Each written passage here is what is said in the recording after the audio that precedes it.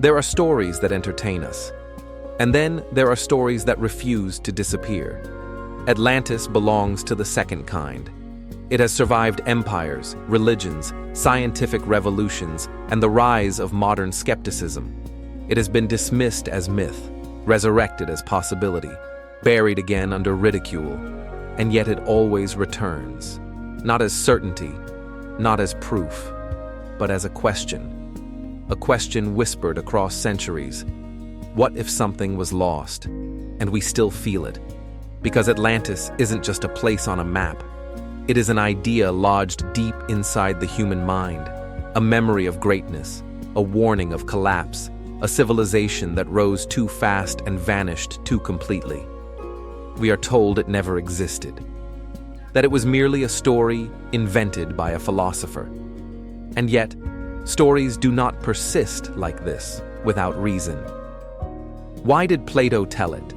Why did he place it beyond known history, yet describe it with such precision? Why does the story resonate more strongly now, in an age of technological power and existential fragility, than it did 2,000 years ago? Atlantis feels less like fiction and more like something we're trying to remember. And memory, when suppressed, has a way of returning in strange forms. Plato's strange confidence. The story of Atlantis enters history through a single voice, Plato. Around 360 BCE, he introduces Atlantis in two dialogues, Timaeus and Critias, not as a myth, not as a metaphor, but as an inherited account passed down through generations. Plato claims the story came from Solon, the Athenian lawgiver, who heard it from Egyptian priests, keepers of records far older than Greece itself. And Plato does something unusual. He insists on dates. He names locations. He describes architecture, political structure, military organization, and even the metal used in Atlantis's buildings. This is not how myths are usually told. Myths float. Atlantis is anchored. It is placed beyond the Pillars of Hercules, what we now call the Strait of Gibraltar. It is described as an advanced naval power, technologically superior to its neighbors. A civilization that mastered engineering, water systems, and social order, until it didn't.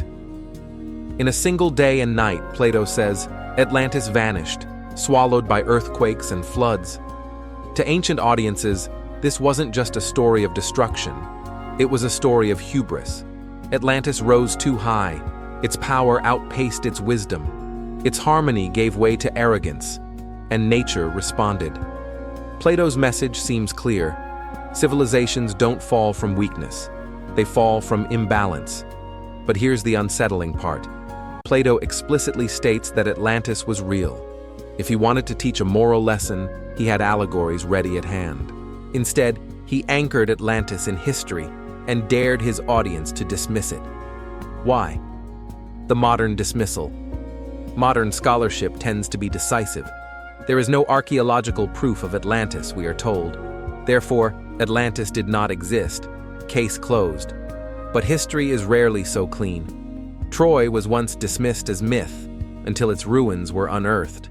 Pompeii was forgotten until it emerged from ash.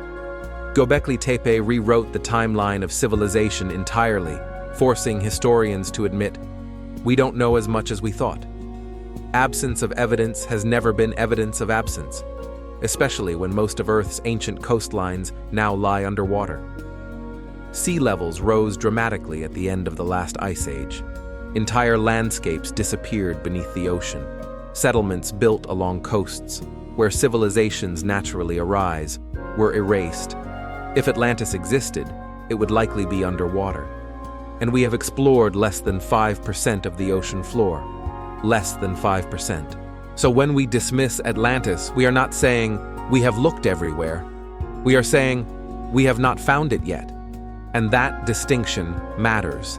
The flood that remembers everything. Atlantis is not alone. Across cultures separated by oceans and millennia, flood myths appear with startling consistency. Sumerian texts describe a great deluge. The Hebrew Bible tells of Noah. Hindu tradition speaks of Manu. Mesoamerican myths recall worlds destroyed by water. Different gods, different names, same catastrophe. For centuries, scholars treated these stories as coincidence or metaphor. Then geology caught up. At the end of the Ice Age, massive glacial melting caused rapid sea level rise. Coastal regions flooded catastrophically. Entire populations were displaced or annihilated. For people who lived through it, this wasn't gradual climate change. It was the end of the world. Atlantis may not be a single place, but a memory of a real event, encoded in story. And human memory does not preserve data. It preserves meaning. What survives is not the map, but the warning. The strange places that shouldn't exist. Over the last century, discoveries have complicated the picture. Underwater structures near Japan, Yonaguni, appear geometric, stepped, and deliberate. Sunken ruins near India align eerily with ancient texts describing submerged cities. The Rishat structure in Mauritania, once dismissed as a geological oddity, matches Plato's description of concentric rings uncannily well. None of these are definitive proof, but together they form a pattern suggesting that ancient civilizations may have been far more advanced and far more vulnerable than we assume. Atlantis may not have been a global empire. It may have been a regional civilization with global impact, or something else entirely. Why we need Atlantis to be false. Here is where psychology enters the story. Atlantis terrifies us, because if Atlantis was real, it means advanced civilizations can vanish completely. That progress does not guarantee survival. That knowledge can be lost, not preserved. Modern society is built on the belief that we are the peak of history. Atlantis challenges that belief. It suggests that civilization is not a straight line upward, but a cycle. Rise, peak, collapse, forget. If Atlantis existed, then we are not special. We are simply next. And that idea is deeply uncomfortable. So we label Atlantis a myth, not because it's impossible, but because it threatens our sense of permanence. Plato's final warning. Plato didn't just tell a story of a lost city. He told a story of moral decay. Atlantis fell, he said, not because of external enemies, but because it lost balance between power and virtue. Its leaders became self-interested. Its society became unequal. Its ambition outpaced its wisdom. Sound familiar? Plato wasn't warning Athens. He was warning every civilization that followed, including ours. The question. Atlantis asks us, so here is the real question. Not, did Atlantis exist? But, why does the story still matter? Why does it resurface during periods of crisis? Why does it echo during times of technological acceleration? Why does it feel relevant now? Atlantis may not be a place we lost.